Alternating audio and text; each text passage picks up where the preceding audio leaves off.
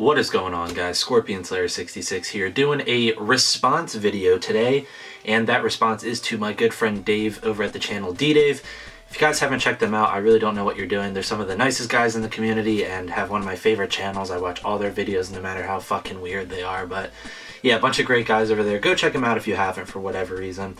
And Dave made a video about his top 10 music albums as they sit currently, and he tagged me to do it, so I thought I'd oblige. But as you guys know, I love music to death, so I had to give some honorable mentions, and I'm looking down at my computer, so I apologize, but some honorable mentions go to the album Mad Villainy by Mad Villain, Fresh Fruit for Rotting Vegetables by the Dead Kennedys, The Queen is Dead by the Smiths, Late Registration by Kanye West, The Low End Theory by A Tribe Called Quest, Loveless by My Bloody Valentine, The Money Store by Death Grips, Remain in Light by The Talking Heads, Seven Swans by Sufjan Stevens, Goo by Sonic Youth, Live Through This by Hole, Led Zeppelin 4 by Led Zeppelin, Moon and Antarctica by Modest Mouse, The Ramones self-titled, and finally, What's Going On by Marvin Gaye. All excellent albums that hurt to leave off, plus there's many more I could have named, but I thought I'd round it off to like 15. So without further ado, let's get into what my top 10 albums of all time are as they sit with me currently. Alright, so coming in at number 10 is Miles Davis, Bitches Brew. Now, I'm not the biggest jazz guy in the world. I know a lot of like the classic albums, but this has been the jazz album that's always stuck with me the most.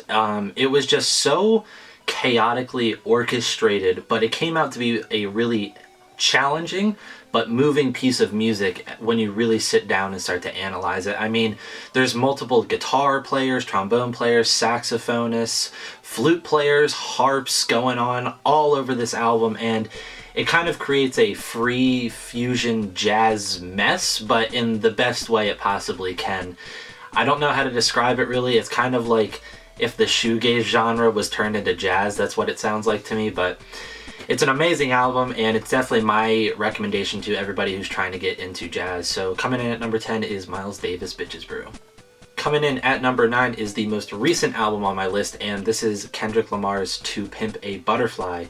Now, when this album came out, it was the only thing on my mind for a solid like half a year. I used to tell everybody they needed to listen to this, that this was a moving piece of music in our time, and that everybody should listen to it because it has such a strong political and socio-political message, but Kendrick does it in such an engaging way where it doesn't just sound like he's reading off facts. He's actually telling you things and why you should be concerned about it. So it moved me a lot to pursue things like equal rights and feminism and stuff like that. You know, I don't go to like parades for feminism and stuff, but I've been to, you know, Black Lives Matter stuff. So it is a very personal record for me. It really engaged me to start speaking my mind about what I believed in terms of equal rights, and it is just one of the best jazzy, soulful hip-hop albums you will ever hear. So number 9 is Kendrick Lamar, To Pimp a Butterfly.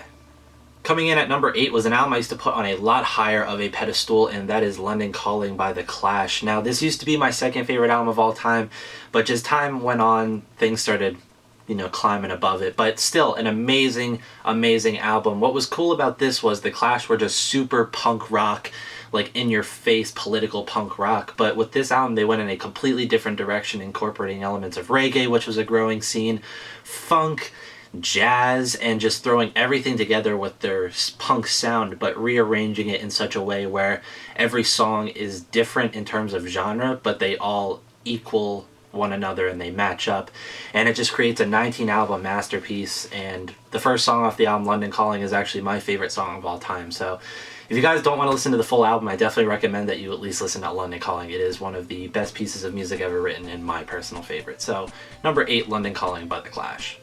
Number 7 is another personal record for me, and this is Unknown Pleasures by Joy Division. Now, first off, that album cover, just that is a tattoo that I eventually want really badly on me somewhere. So amazing album art. But getting into the album itself, it was one of the first albums that I kind of found on my own, you know, YouTube searches and stuff like that, suggested, and it popped up. And I remember just from the first time listening to it, I thought it was one of the weirdest experiences of my life. From the first couple notes, this album just sucks you right into the universe, and as the album keeps crawling forward, it keeps taking you deeper into your subconscious and like the deepest, darkest parts of your mind, but in a really engaging and thought-provoking way, as opposed to it being like a grindcore album where you're just like manic the whole time. This one kind of lets you sit and think and appreciate with these thoughts as these like super spacey, atmospheric, dark post-punk beats are going on, and Ian Curtis's angelic voice sings a bunch of babble about great topics like depression and feeling lonely and just things along those lines, and it was a huge influence on me in my early teen years. So number 7, Unknown Pleasures by Joy Division.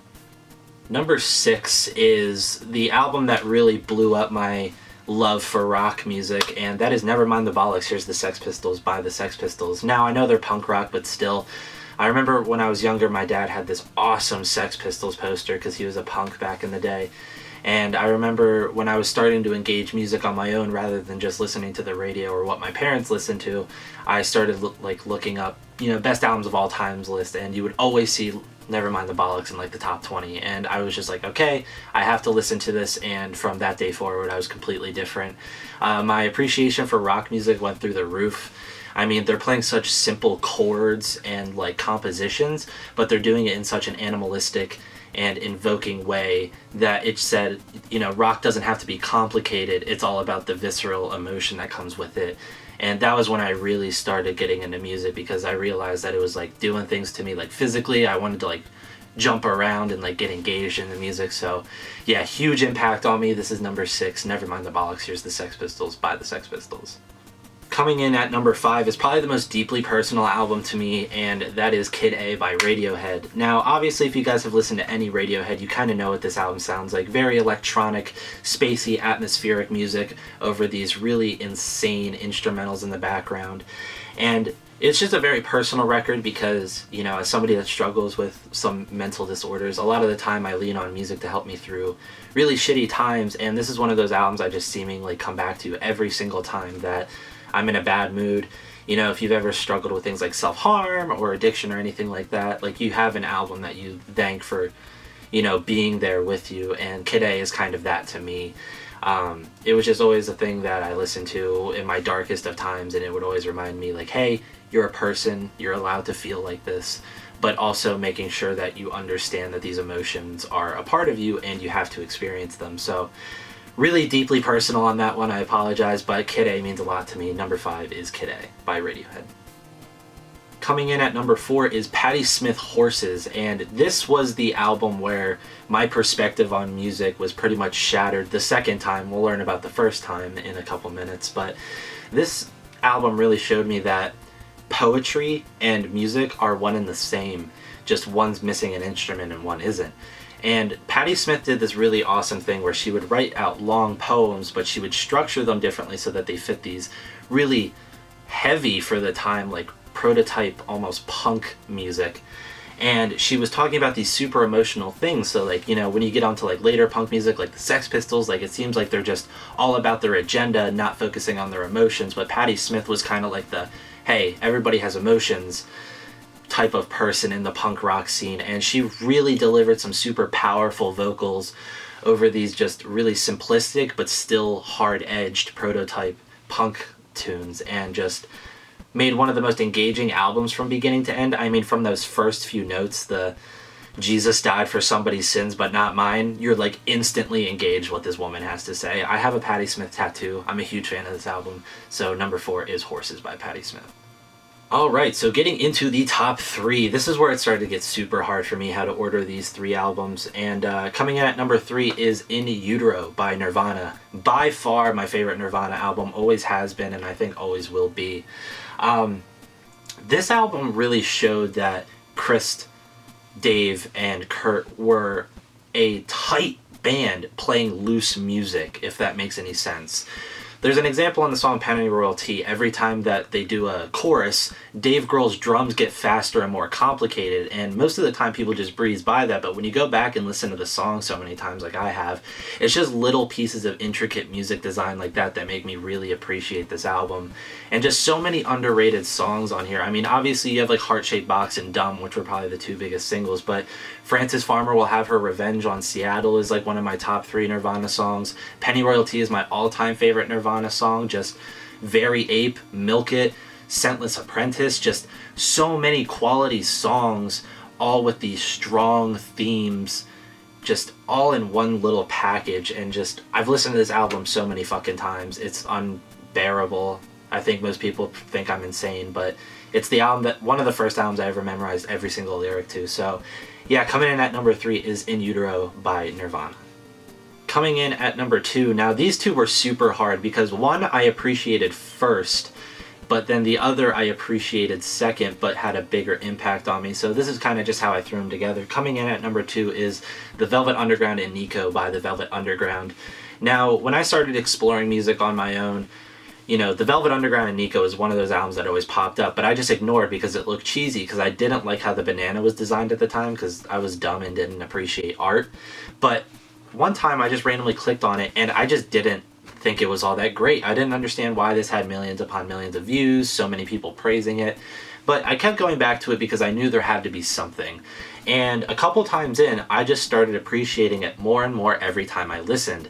And that still continues to this day. I've been listening to this album for about like 6 or 7 years now, and I still find new things every time I listen to it. And I think that's what makes an album great, is when you can listen to it so many times, think you're like the biggest fan of the song, but then you find something new. It's really a amazing experience to be able to go back to an album from 1967, 40 years at this point, and be able to dissect it piece by piece and just see all these little things you never noticed. And, you know, Lou Reed's amazing vocals, his kind of poetic style over these super fuzzy, hard-edged, easily like looked upon by punks for punk music type rock instrumentals, and these strangely vivid stories about super taboo subjects for the time, like transsexuals, drugs, prostitution, violence. It was just such a forward-thinking and progressive album in its time, and I think it's amazing that even 40 years or 50 years later, excuse me, at this point, that we've still look back at this album as this is a perfect album, everybody draws inspiration from this album type thing. So yeah, hugely influential on the beginnings of my music movement, that is The Velvet Underground and Nico by The Velvet Underground. Alright, so number 1, what album is it going to be? If you've known me for a decent enough time, you will probably have guessed this by now. It is Revolver by the Beatles. Now, I know a bunch of you probably just groaned because it's the Beatles, but honestly, Revolver is probably the greatest subjective piece of music of all time and my personal favorite.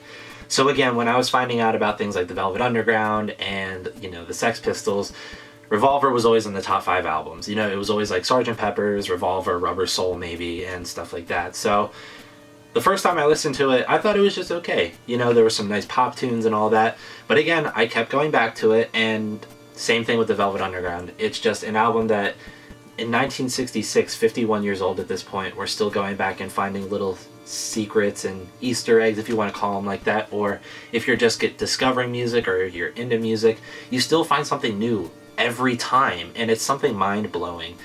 And this, again, this was just a super forward-thinking and progressive piece of music.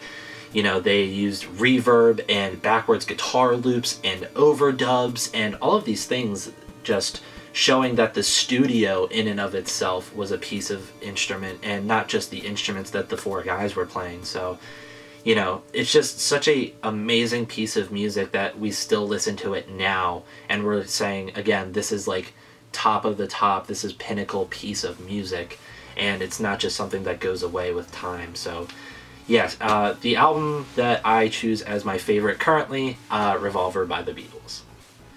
So I want to give a huge thank you to Dave over at D-Dave for tagging me in this. I've wanted to do one of these for a long time, but I never had the drive to. But when he told me that he was going to tag me in this, it honestly challenged me in a really fun way, and I really enjoy making this video talking about some of my favorite albums. You know, like I said in my honorable mentions, I could have gone on for like 3 hours about other albums I see as masterpieces or some of my favorites, you know. I'm going to do a series soon where I'm going to do like an essential album a week, talk about the album, what my opinion on it is, and why it's essential for you to listen to. So stay tuned for that. That's in like the progress stage right now. But yeah, guys, so if you haven't subscribed to D-Dave, definitely go do so. They're good people, awesome channel. And if you guys want to tell me some of your favorite albums I might have left off on my list, hit that comment section. And while you're down there, hit the like button and subscribe if you haven't already. And until next time, guys, take care.